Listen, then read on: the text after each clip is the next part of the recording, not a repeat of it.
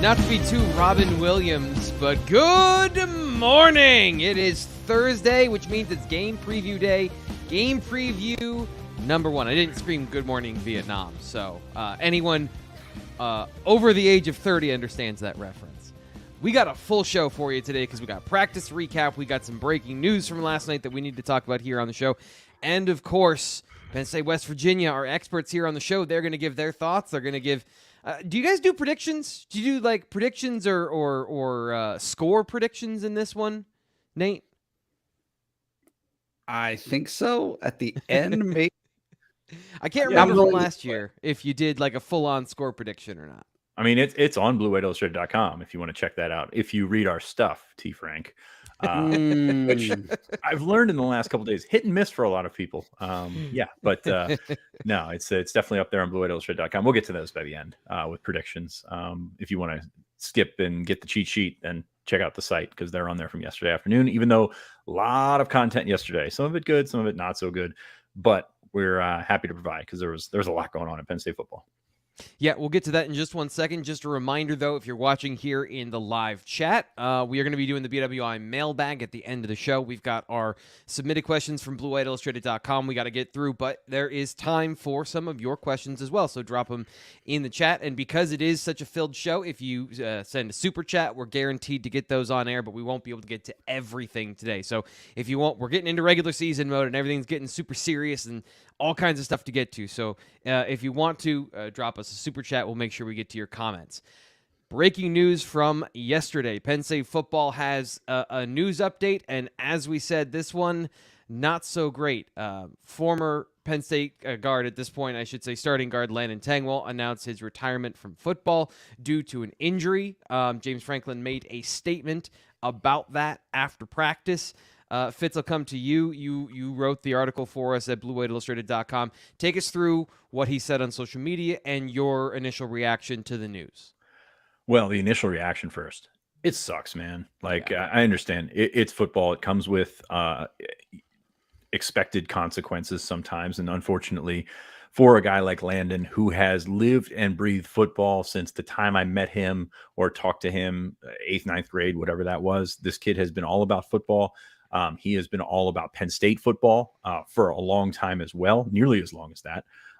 And so to see a guy who is dedicated, he's a young guy, but dedicated most of his life to being what he was expected to be, which was a starting offensive lineman for Penn State. I can't emphasize enough how much it sucks. Like this is, all of a sudden just gone. Like it's like losing, a loved one. It's terrible for him, for a guy that was, he's just a redshirt sophomore, but a leader, a guy that a lot of people look to as somebody that could right this ship on the offensive line and certainly help that. And unfortunately missed most of the season last year. But this was a guy that they were counting on for a couple of years, and it was a big time recruit when he signed on board. It was a big time, one of those guys that could stabilize things on the offensive line. And Penn State's done a great job righting the ship, obviously, there. Phil Troutwine, I think, has done a wonderful job. Frank Leonard's been a key piece of that as well. But, like, this is one that you didn't draw up. And that's kind of what sucks sometimes when you're talking about college football. Not a situation where you can go out and sign a replacement as if you're a pro or anything like that. But it's just, it's tough to stomach. I mean, we learned of this, recently. Don't want to put a timeline on, but it's just one of those gut punches, and you don't want to believe it. Like, you don't want to believe it's true. And for that to happen, for that to come along in the way that it did, just sucks, man. And there's really no way getting around that. Yeah, he was really one of the first guys in that signal of Penn State was recruiting a different level of offensive lineman, really one of the first guys to come in. And I know Fashanu, a year older, but kind of that 3-star prospect that developed. Landon was a high-profile 4-star guy, and just very frustrating, as you, I think, outlined very well there. Nate, James Franklin's comments yesterday, what did you take away from those, and can you give us the gist of what he had to say about Landon's situation? Yeah, I mean, certainly he wanted to keep it fairly brief, right? I think that it's a moment of challenge for Landon and his family, and certainly for the Penn State football team. I do think it's interesting. Sean just did a story this summer with Jordan Minor, And last weekend, I don't know who saw it, but obviously Journey Brown, working in a NASCAR pit crew, right? Which is in no way making light of Landon's situation. It's only to say that there's life after football for a lot of these guys, and there should be some level of optimism. Landon's such a bright kid. He's such a talented kid, a guy who is really engaging, easy to get along with, has always been very good with the media. Like he will have a great life, right? Like he will have a great life ahead of him. And so while this moment is a tough one for him and for his family to get through and to stomach that, something that is his first love of football is not going to be there for him moving forward in the same capacity. It doesn't mean that there's nothing there for him moving forward. He's got the world in front of him and will do great things moving on. It's one of those situations where, we've all interacted with Landon. I think we all think highly of him in our interactions with him. But football is the reality. They have to make a plan for what comes next, and they've had more time to make that plan. But Ryan asks the question in the chat, which I think everyone was thinking from the moment this news was announced. Really feel bad for Landon. As for the team, how does this change rotation at guard and the depth at that position? That's something that James Frankel didn't want to get into last night. He didn't really want to talk about in that situation, but it's obviously something we can talk about here and that we have a pretty good sense of what it will be. Fitz, coming back to you for this one. What do you see as far as the guys that need to step up into that void, and not just JB Nelson, who I know we'll start with, but how does this change the depth behind him and maybe the plans for the other guard position? We're on mute. Got you on mute there, Fitz. I got you. One quick point on Landon that you started with. He was the guy that would seek you out, like when we had team functions and things like that, to ask how your family was, ask how everything was. So that's why, this is one of those kids that it hits harder a little bit, because you know how much that meant to him and everything meant to him. So I just wanted to get that in there as well. From a depth perspective, from a starting perspective, JB Nelson's been the guy since Tengwall went down early in camp, and was going to be a battle anyway. We talked about that back in the spring. JB had a really good spring, a guy that Penn State really likes as a kind of a brawler in there at guard. He's huge. Like, I don't think you realize how big this kid is. We talk how big Vega is. JB's roughly the same size, maybe built a little bit differently in terms of shape, but like, he is a massive dude, and he's probably one of the meaner guys. I think James said a couple of weeks ago, one of the meaner guys on the offensive line, but it's more about technicality, technical standpoint, all that stuff. Anyway, but JB Nelson's going to be in the spotlight. This is a situation where JB was going to be the guy splitting reps and also taking reps at the fourth tackle spot, which that kind of changes things. Every hit on the offensive line, as we saw last year in November, every hit has a ripple effect where you are going to lose guys at other spots. You're going to have guys just, that you maybe have to burn a red shirt or something like that for. So it goes with Nelson, and then it goes to Vega Ione, the guy that is the top backup at right guard. I have him as the top backup at left guard as well. Like, this is I don't want to say it's not rocket science, because playing offensive line is very hard, but he's got to be prepared to play both of those positions.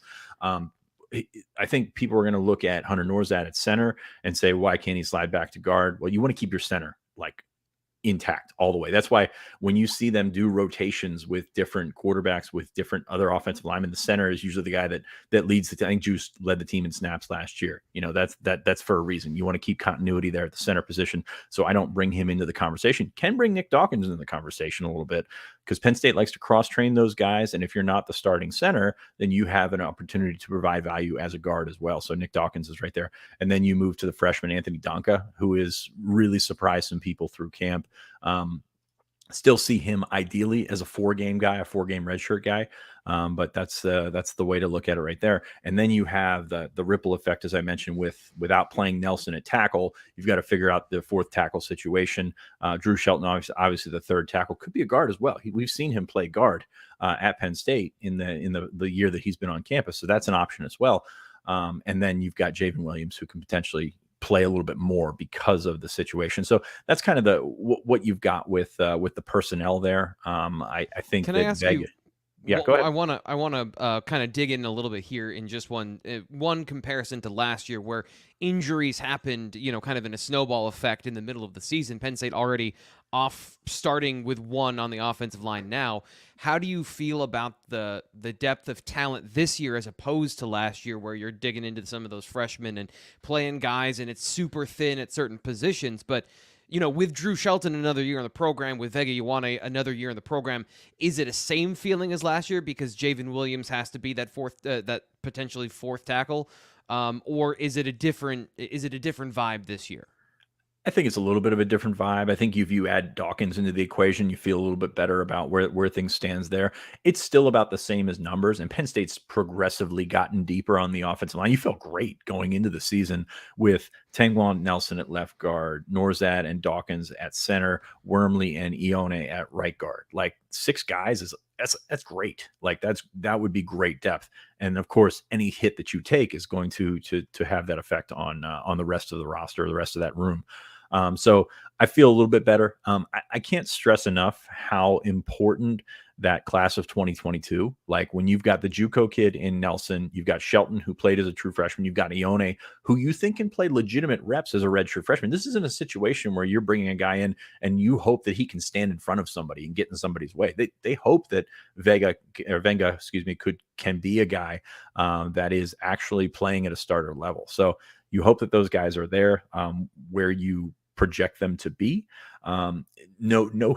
No injury hit on the offensive line is going to be good. Like you're going to have to scramble at times, and Penn State did that very well last year, even though we kind of romanticize it because it worked out so well. But you remember those things were like gritty. It wasn't great. It wasn't beautiful. Drew Shelton played really well for a freshman. He did not play at the level that the other tackles were playing, but it's still great. I mean, it's still awesome. Don't get me wrong here. Now he's got to take that next step to playing well as a college football player, not just as a freshman. Will that be as the third tackle? Yes. And James Franklin made an important distinction this week, saying he's played well on both sides. He was not playing well on the right side in the spring. So him bouncing back and having that versatility, I can see him at 3 different positions this fall. He's a very important piece of this offensive line room.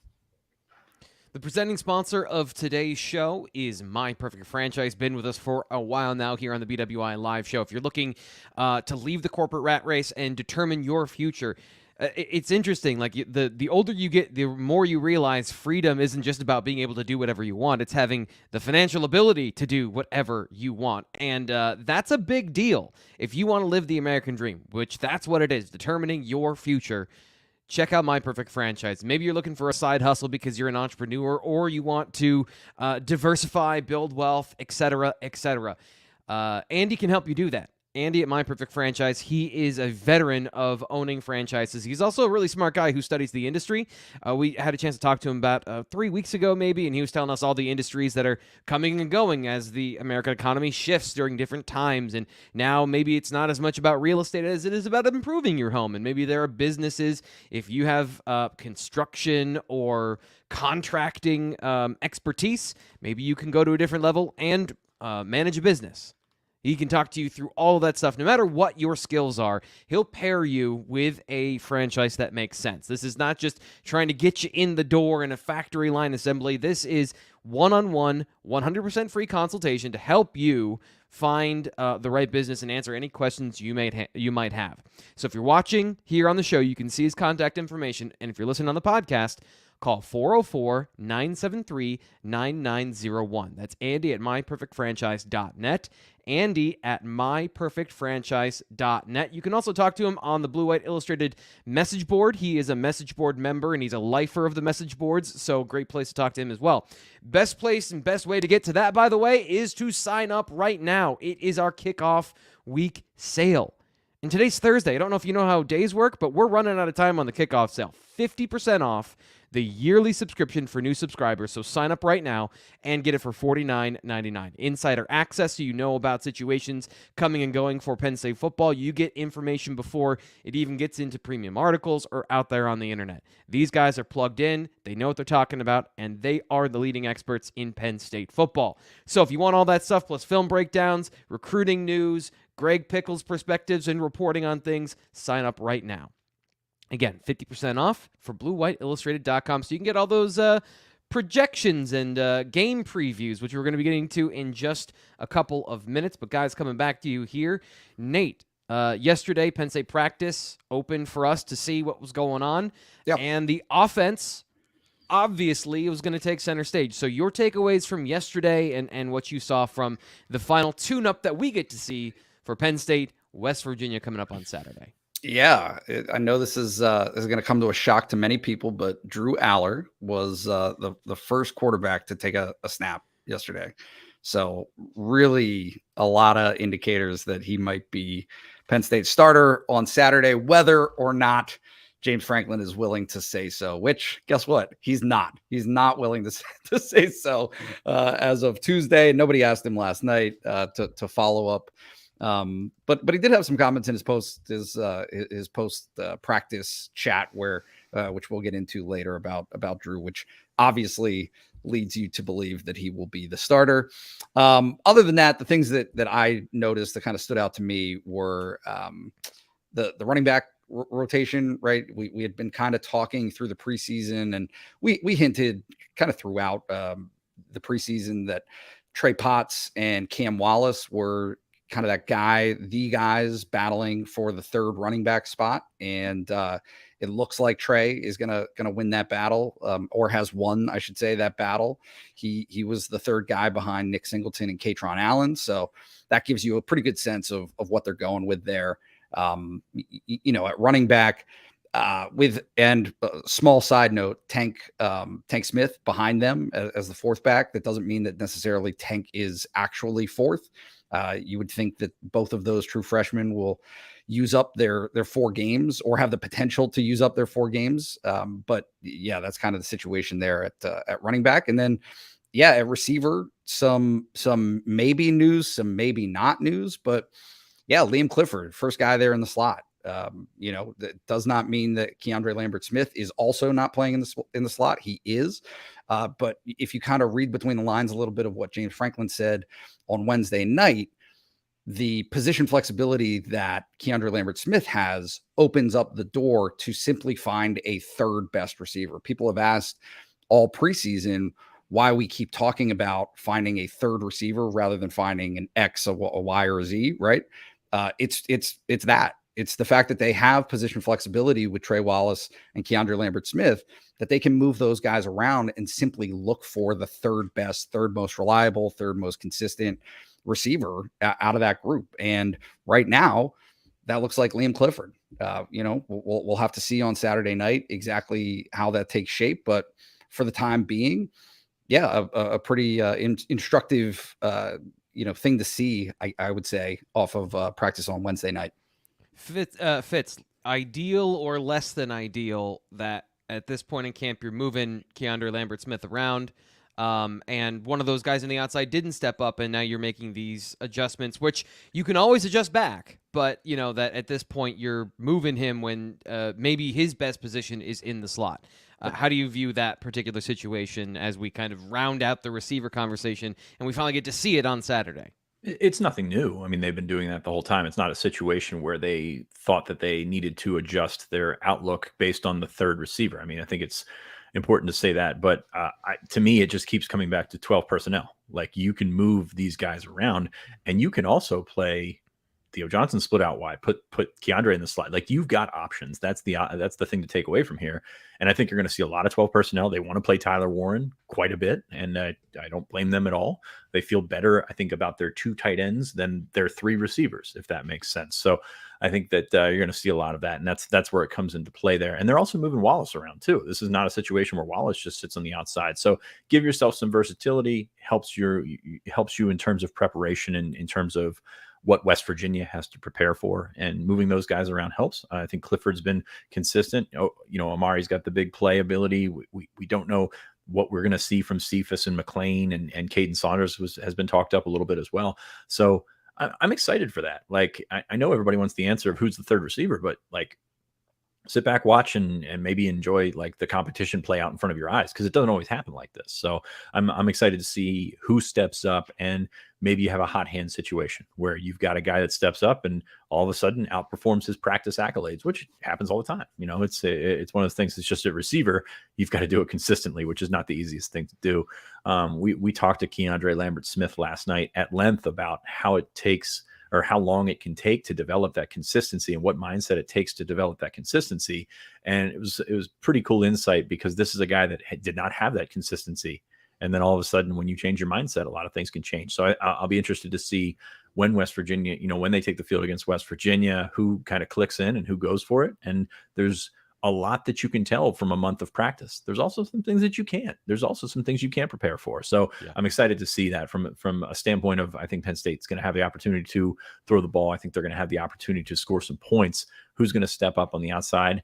And given all the 12 personnel that we expect them to play, is that going to be as big of a storyline as we've made it during the offseason? I'm not sure that will be.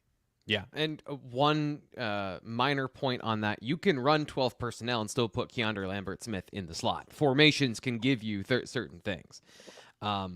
Nate, we're going to get to this, obviously, in the preview of the game, but in all of our observations, including my practice highlights where I'm going and I'm getting video, kind of just ignoring the running backs. Just give us 2 minutes, 3 minutes on Nick Singleton and Katron Allen of what you see from them on a regular basis, and just talk about the really good football players for a second, because I made the joke with Curtis Jacobs on the Tuesday show. Every time we get to talking about the defense, and he's like, and the defensive ends, what's going on there. They're awesome, and we kind of just gloss over it. But I mean, what do you got? They're really good at playing football. You're going to have half the time on this talking about Singleton, the Berks County contract in here. So Nick started as a young boy running hills outside. No, look, they're so talented. I think that they're so talented. I think that they're versatile, which is a hugely underspoken component of what they do, right? And you've seen in the past James Franklin's tendency to want to throw the ball to his best playmakers wherever they are, right?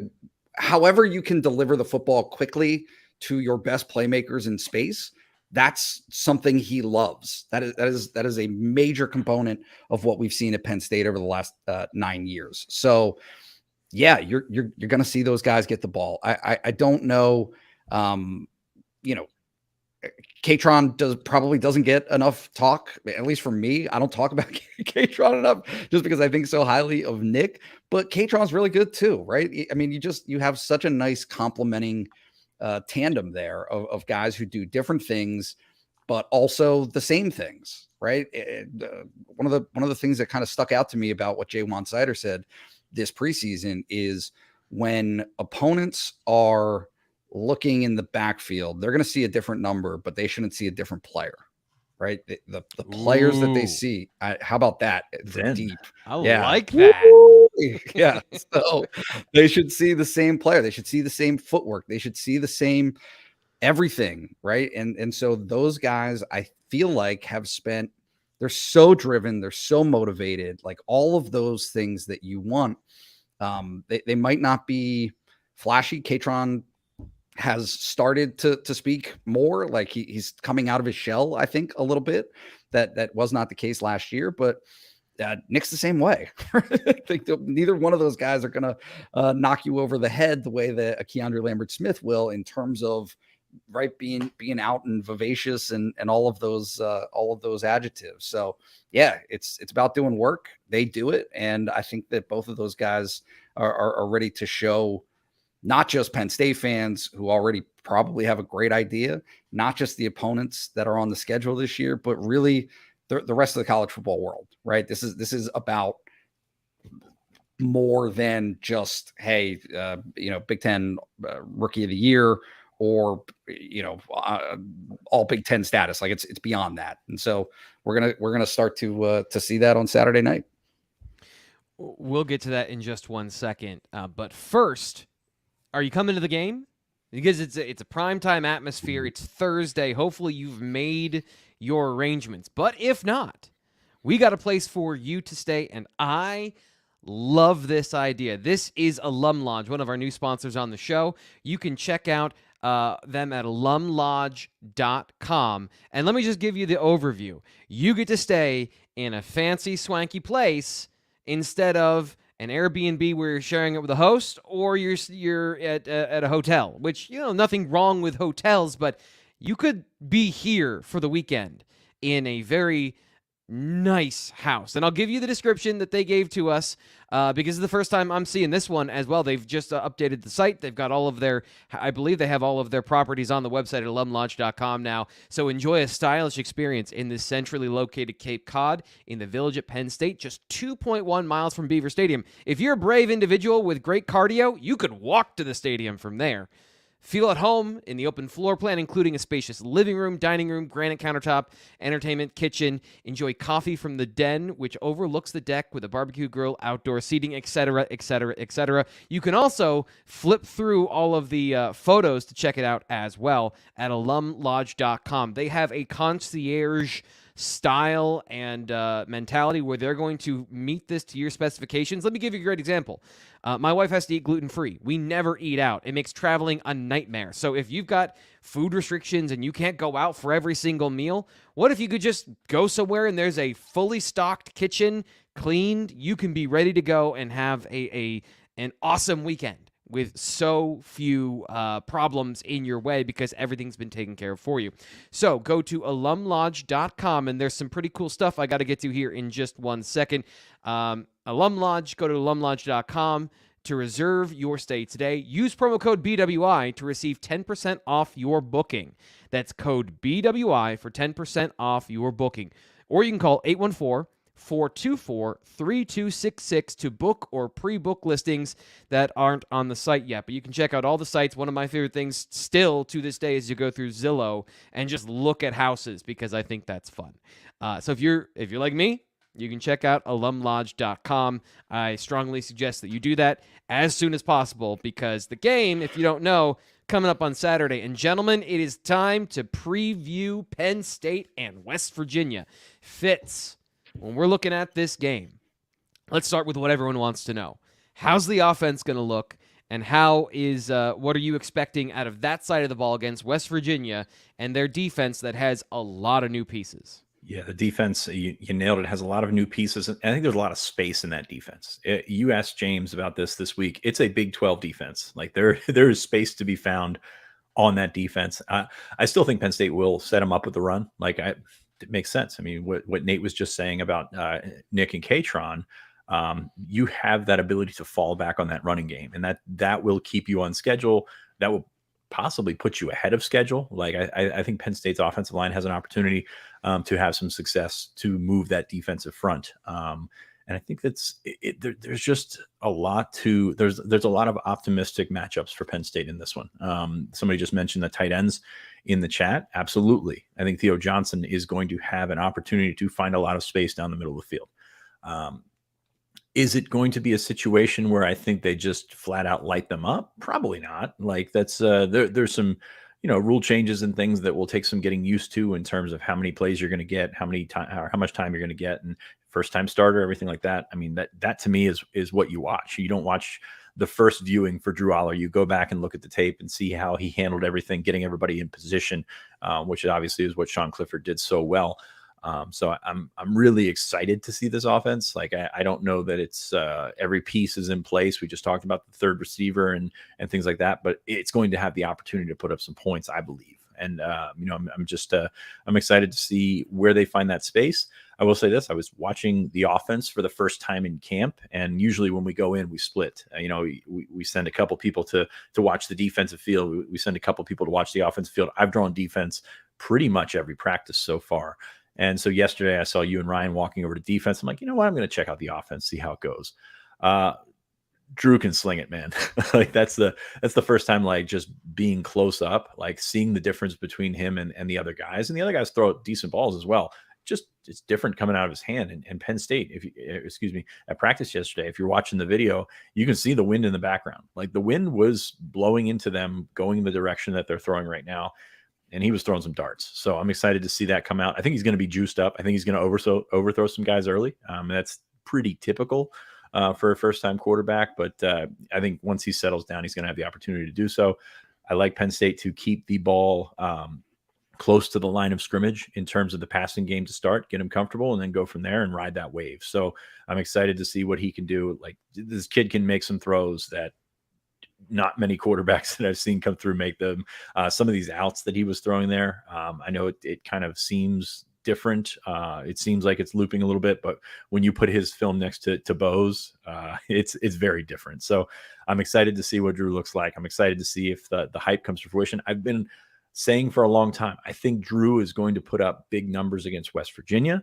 I don't know that it's going to be indicative of how he plays, but I think he's going to put up big numbers, and we're going to talk about that, after the game and next week. So I'm excited to see this offense because they have the pieces in place to click. So that's kind of where I'm at with where things stand on the offense, and it doesn't hurt that Nick Singleton can take it 80 yards if you need him to.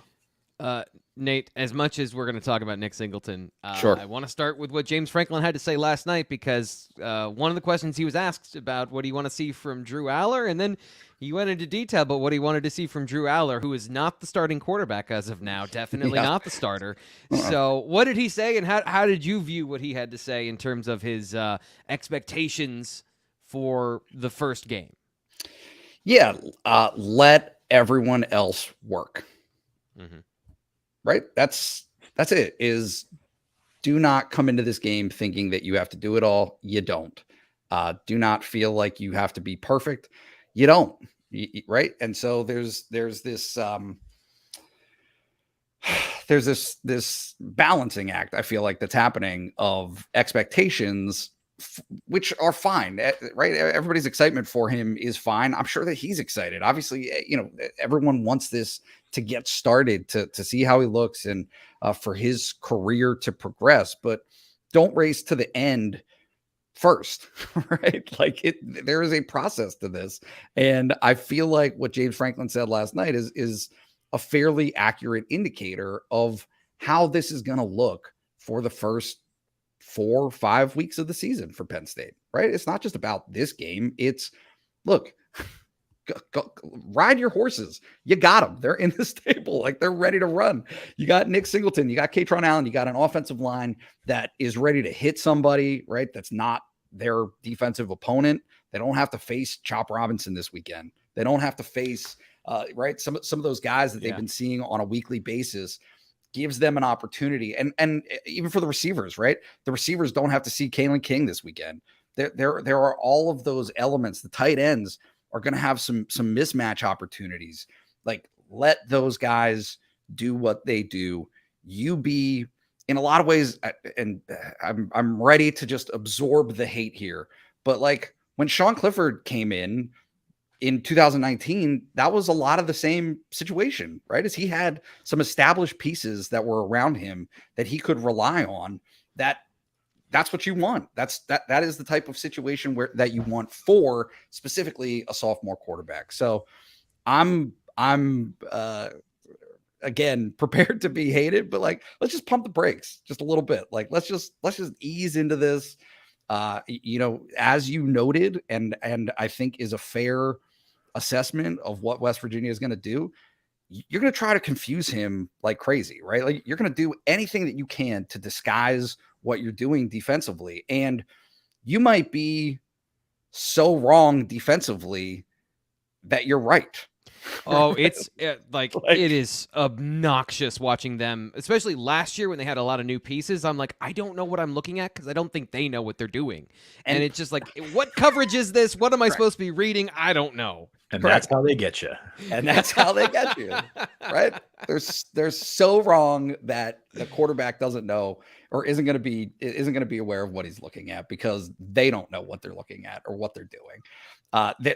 This is always my least favorite time of the year, specifically to project what the first week opponent is going to look like, because I understand the talent component of it, of like, okay, well, you have a fairly good idea of players that return from last year, but they have a pretty good cornerback that returns from Kent State that transferred this offseason, right? Yeah. There are going to be components of this West Virginia defense that we don't really know exactly how they're going to perform.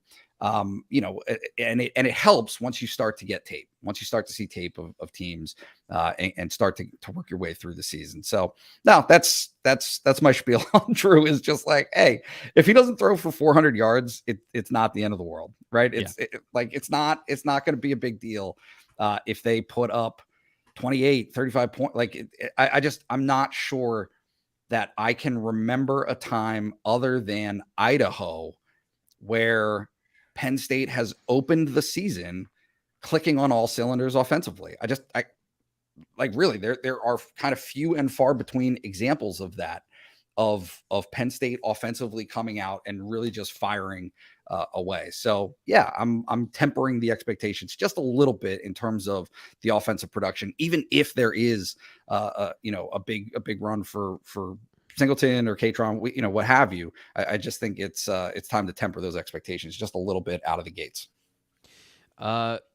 Let's move on to the defense, because this is an exciting group to talk about. There can be a lot of fun things that happen on this side of the football. Is it fair to say this is the best collection of talent overall that Penn State has had on this side of the football? I know they've played well in the past, but in terms of talent-wise, Fitz, is this one of the best that you've seen coming into a season? And then specifically, with what can that do against West Virginia?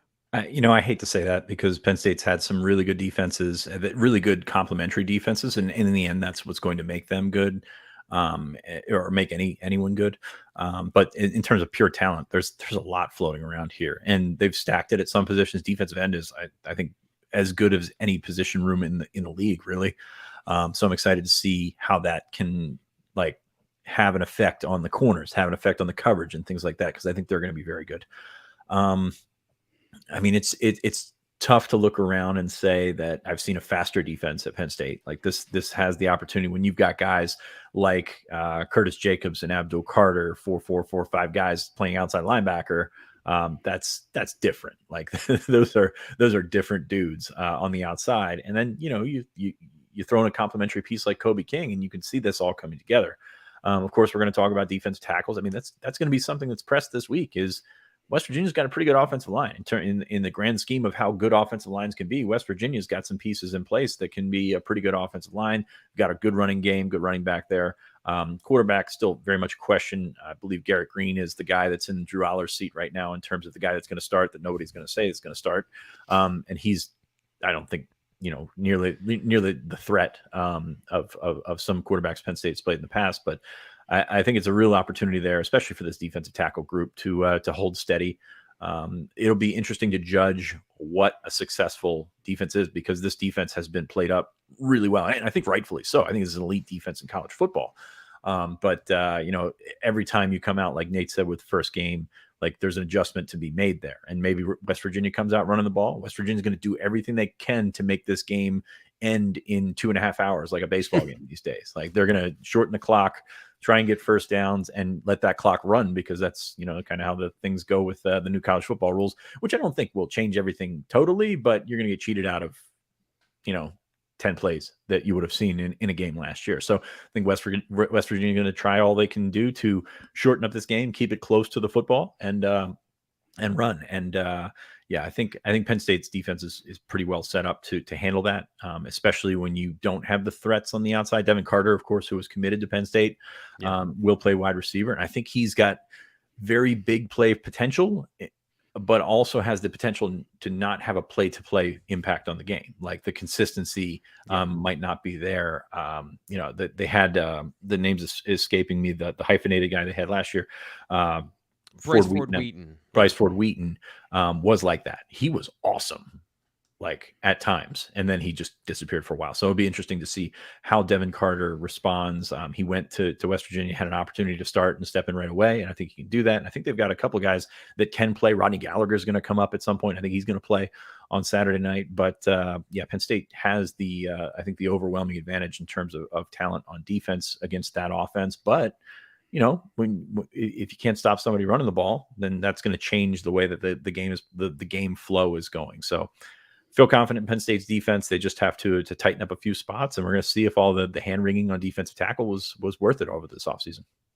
Nate, I want to come to you for just a couple final thoughts on the game, and then we'll get into your game predictions, which, again, you could see yesterday afternoon at BlueWhiteIllustrated.com. We all put them up in an article. So, Nate, final thoughts on the game, and then give me your prediction. I'm expecting everyone's gonna hate me. I expect miscues, right? I expect it's a dress rehearsal to a certain extent. And I understand that it's not a dress rehearsal, but in a lot of ways it is. There's no preseason. This is the opponent I think that you want, right? If you're Penn State and you're going to face a Power 5 opponent, then West Virginia is not in a great spot right now. Like, we can all acknowledge that. But it doesn't mean that your side of things, right? You know, I always heard Micah Shrewsbury talk about it, right? You're just focusing on yourself. You're more worried about yourself than you are the opponent. And is there a chance that this defense is super good and still gives up maybe a chunk touchdown on a miscommunication? Yeah, there is. Right. Is there a chance that a couple of drives, maybe more than a couple of drives, stall after, moving maybe between the 20s, but can't necessarily cash in? Absolutely. And so I really hate to take on the like a negative persona, because that's not my demeanor, I don't feel like. But I just think that this is a game that is ripe for miscommunication to kind of work itself out, right? You see all the pieces that are there on Penn State. And look, I'm also basing this somewhat on feedback, right? Like, there are vibes, there's buzz coming, right? You hear what the offense looks like in practice, and for Penn State, sometimes it looks good, but sometimes it doesn't, right? Sometimes it's not totally clicking. So I just think that that's probably what you're going to see, especially in that environment where, everybody's so hyped up. Like that translates to the players as well. It's hard, I feel like, particularly in the first game, to play your best under those circumstances. So I've got 28-10 Penn State. I know it's not sexy. Maybe they cross that 30 threshold. Maybe they get to 35, but I do feel like it's a comfortable win for Penn State, but one that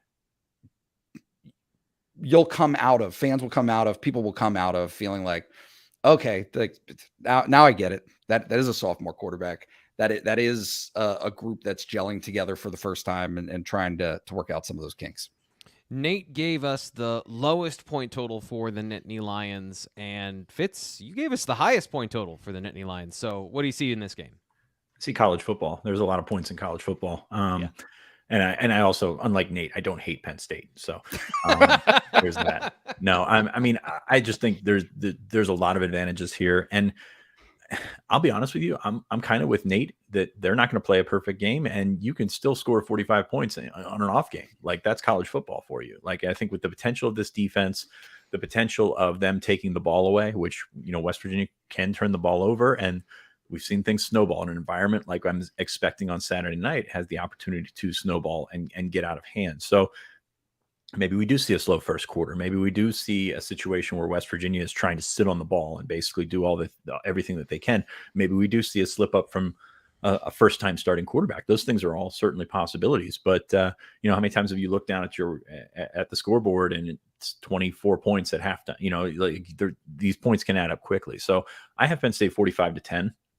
I just think they're better. Like, I just think they're that much better. I've been saying this for a long, long time. I've got folks around West Virginia that don't think this is a particularly good West Virginia team, and folks around Penn State think it's a pretty darn good Penn State team. So I don't want to get too deep into it, but I think Penn State wins. I think they cover, and I think that's an exciting game. And I think there will still be holes coming out of this. Definitely. Like, I think that's the thing to take away from. It's not so much the first viewing as it is going back and seeing what they need to fix, because if you're going to hold yourself to a championship standard, to a playoff level standard, you want to be the team that steamrolls a team that they should steamroll early in the schedule. Yeah, now I'm looking at it. I'm the one that gave West Virginia the most points out of the group, and after watching their passing game, I'm regretting that at this point. But you can check out the whole article and our reasons why, BlueWhiteIllustrated.com. Once again, great time to sign up for 50% off a year-long membership. I keep wanting to say season-long, but it's not just the season. It's the 2023 season. It's signing day. It's the second signing day. It's spring football next year and camps, everything like that, all the way until this point next year. So now that we got all that out of the way, let's get to the main event, which is your questions in the BWI mailbag.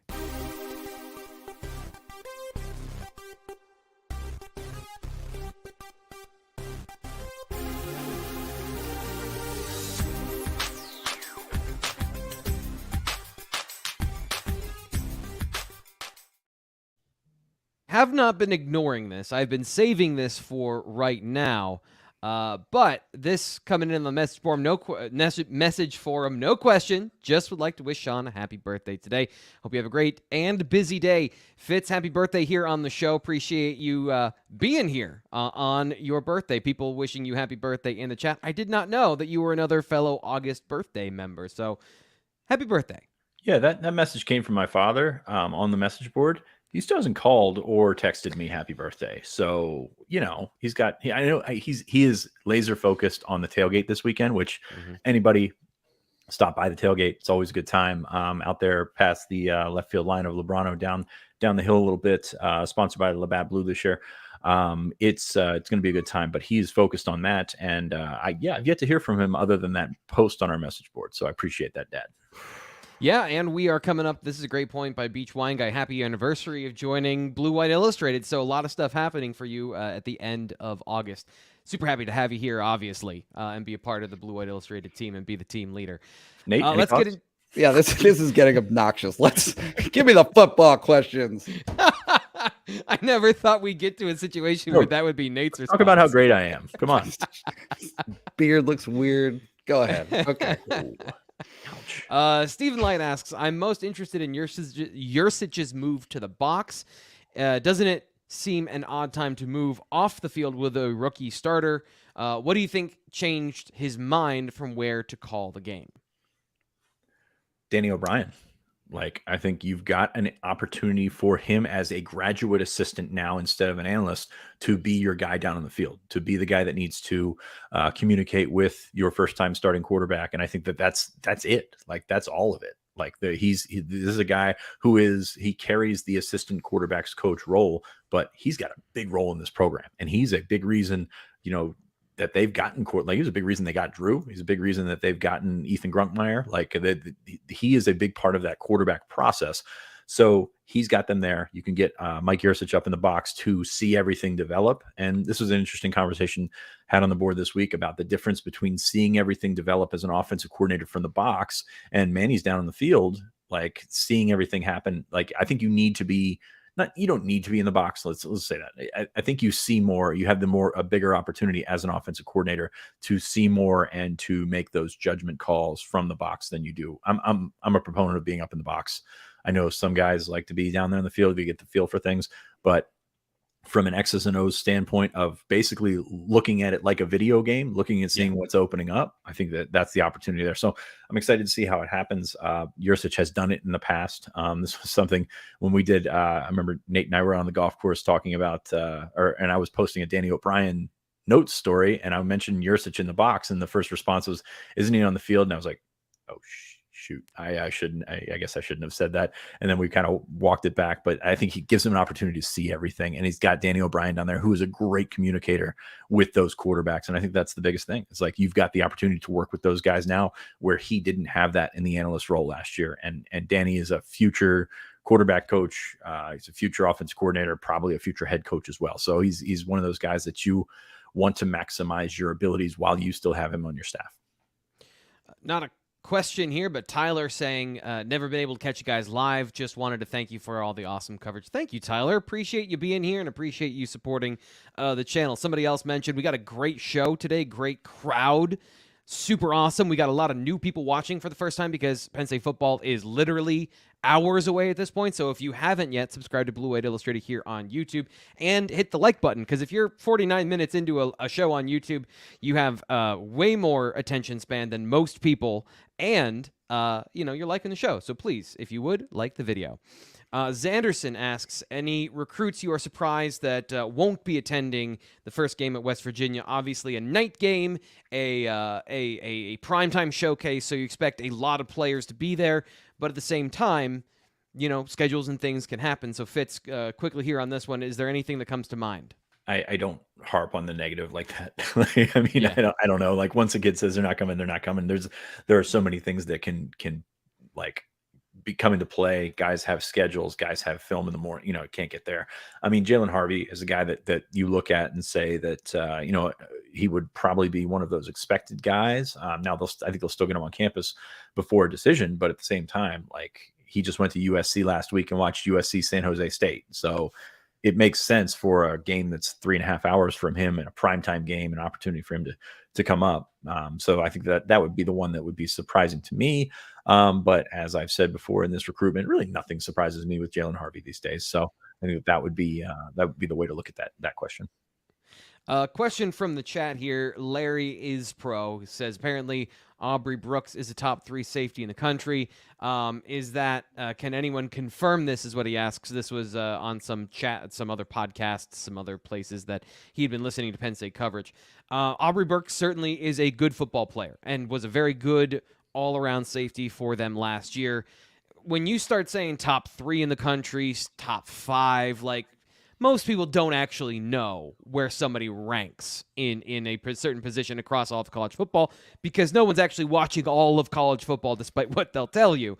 I think that's a certain amount of pumping up of your guy, it sounds like, but he is a very good football player and somebody that I think Penn State is obviously aware of. James Franklin mentioned him as one of the best players on their defense that they highlight. I think Penn State has several players of his caliber or better in their secondary at safety as well. Preseason All Big 10 second team there. So, I mean, or All Big 12, sorry, second team. So yeah.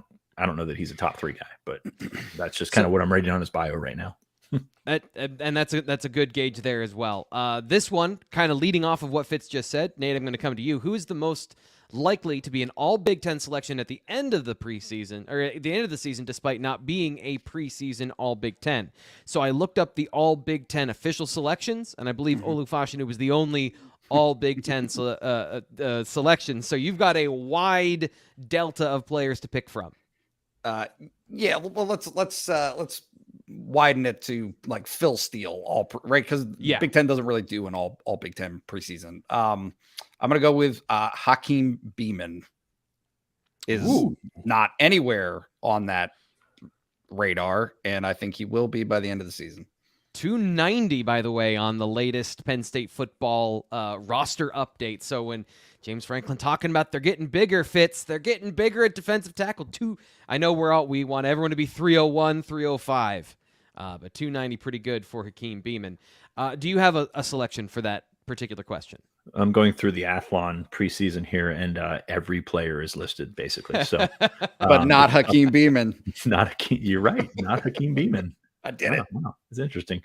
No, I mean, I look at the potential that Kobe King has to put up tackles, and I think he can make one of those media slots by putting up a lot of tackles. So I think that's the way that I would go with that. I haven't really thought about this one. I was just hoping you sent it to Nate and moved on, but I think Kobe's going to surprise some people, and I think he's going to be Penn State's leading tackler this year. And I know that we had talked about rep splitting with Tyler Elston, but I think he's played his way into, a greater share of those reps, and it's going to have the opportunity to put up some tackles, especially with the guys around him. I think West Virginia is going to run right at him, and I think that he's going to have an opportunity to pile up some tackles. So Kobe King, third team media. We'll go with that.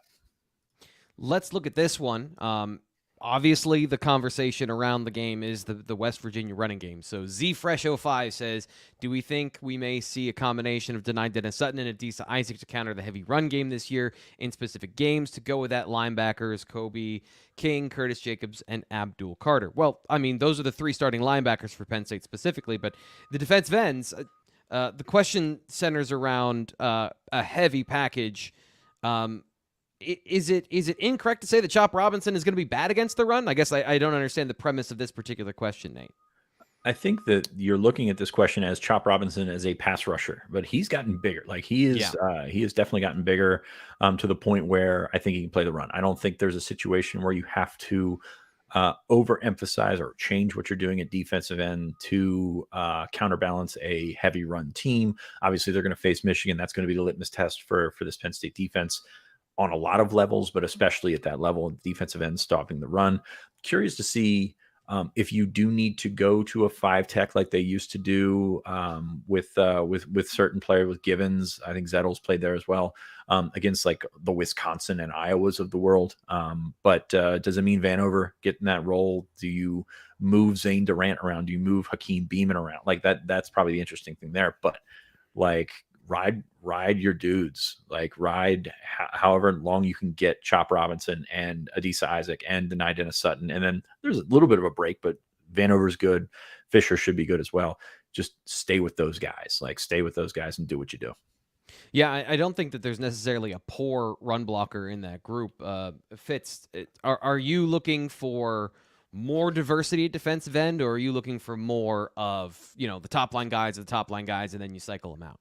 Because I think this is just an interesting conversation beyond heavy run packages, but just you've got a lot of depth and talent there, but your high end starters at that position are really good.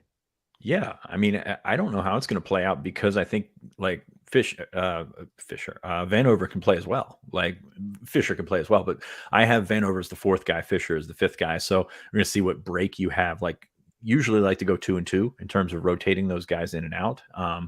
Different.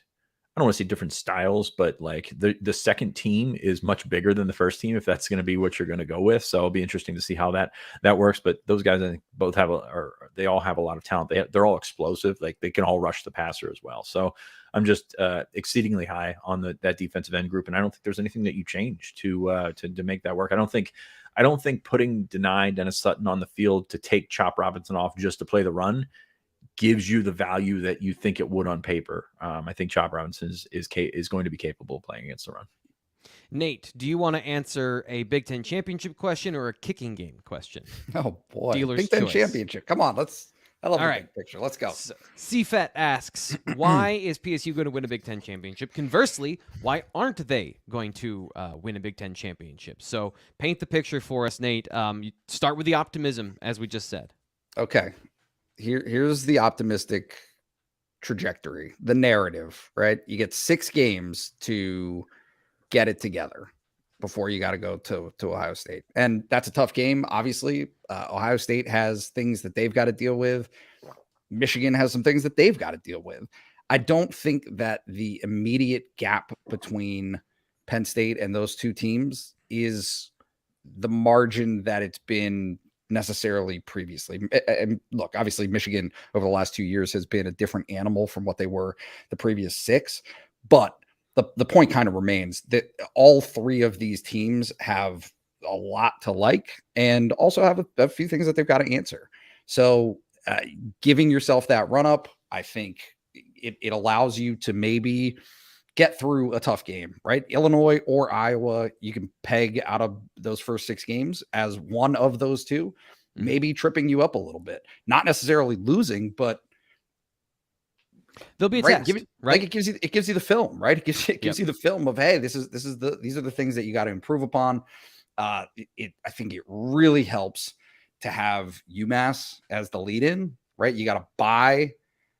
I mean, I think the schedule is Northwestern, by UMass, Ohio State. You should feel good about that. You should feel really good about that. So that's my version of, if you can win one of those 2 games, I think that there's a great chance that, right? I mean, you just have to see. Like, you never know what everybody else is going to do, but there's a good chance that even with a loss, Penn State can still get to the Big Ten championship game. The way that Penn State doesn't get to the Big Ten championship game is they lose both, which is a very realistic possibility too, right? Either one of those scenarios I feel like are realistic. So, I just think that if Penn State's defense holds everybody in that ballpark of 17 to 24 points, you're giving this offense an opportunity. And if Penn State's offense has an opportunity to stay with and keep up with those 2 teams, which specifically are the only 2 really that you can see on the schedule that are going to score points, then you got a chance. I also am looking forward to having like 2.5 to 3 weeks to look at Ohio State film, because it's way easier to do it than to do it in 7 days. We'll go to this one. Fitz, you're going to get the kicking game question. Can we have any confidence in a reliable kicking game this year? This is from PS7680 on the message board. I'm not changing my answer on the kicking game. We're not going to know until they get out there in front of 107,000 people. Like that's just the fact of the mental side of that kicking game. It's so tough to do it it's so tough to simulate that environment that to the point when you get out there, it's completely different. So I think the confidence that you can have is they do have talent. They have what you would call leg talent. Like Sanders Haydak can kick the hell out of the ball. Like Riley Thompson has done it at a college level. Like they have the talent to do it. It's just a matter of, can they do that consistently at the level that is expected for a playoff contending team? I don't know. Like we're like, I don't know. You don't know. Stacey Collins has a pretty decent idea, but also he doesn't know. Like that's until you get out there, there's really nothing you can say. So I'm not changing my answer. It's been the same all of August. I think they have an opportunity to be good in that area, but I'm very far from being confident that they are going to be good in that area. And then the last question we'll throw up here, and thanks to everybody in the chat. Thanks to everybody who submitted a question at BlueWhiteIllustrated.com. We love the mailbag. I think that's fair to say that everyone here on the show loves the mailbag. Will the offense do the T in this game? The T being the T formation?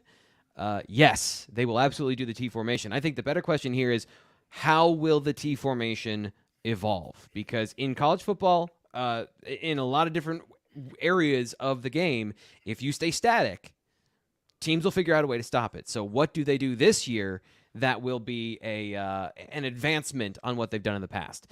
That's what I got for the show today. Nate, Sean, thank you so much for being on the show. Happy birthday, Fitz. Any last words? Penn State, West Virginia coming up this weekend. Nope. Just continue to check out our coverage on BlueWhiteIllustrated.com. Check out that promo if you haven't done so far.